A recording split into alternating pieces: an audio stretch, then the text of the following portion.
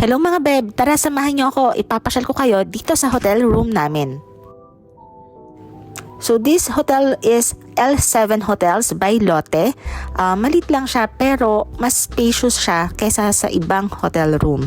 And ayan, napaka-comfortable. At ang nagustuhan ko dito is may beach view. Makikita nyo nga yung Busan Sea Life dyan or yung Busan Aquarium. And ayan, habang kumakain ako ng breakfast, so syempre may sea view tayo, kaya chill-chill lang, di ba?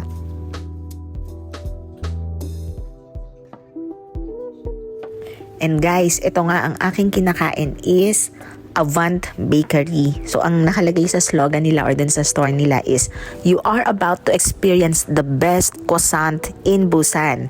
So, syempre hindi ko mapapalagpas na itry yun, 'di ba?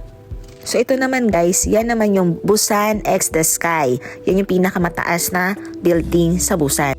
Dan yung tinuturo kong hotel, pwede din kayo dong mag-hotel, UH Suite and MS Hotel. So kita din yung sea view doon.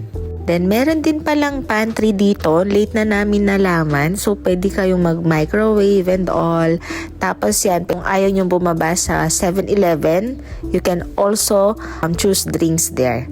Ayan, so napaka-spacious guys ng reception nila. Pwede din kayong mag-withdraw dyan ng currency. Pagkakain namin ng lunch, nagstay muna ang mother ko dito sa reception while ako gala-gala ulit sa beach tapos nag-Starbucks at bumili ng tumbler.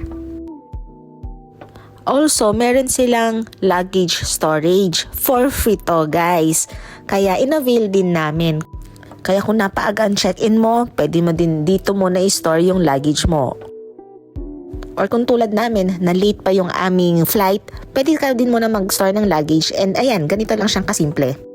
Click nyo lang yung English and then may lalabas dyan kung keep or retrieve. Yan. So dahil itong video na to is i-retrieve ko na, pinlik ko lang kung saan ba nakastore yung luggage ko. And then ayan na, that's it. Kailangan nyo lang tandaan yung password na ginawa nyo nung nag-store kayo ng luggage. And by the way guys, yung mga naka-blue yan yung mga available. So overall, I would give 9 out of 10 for this L7 hotel. And yan, thank you for watching!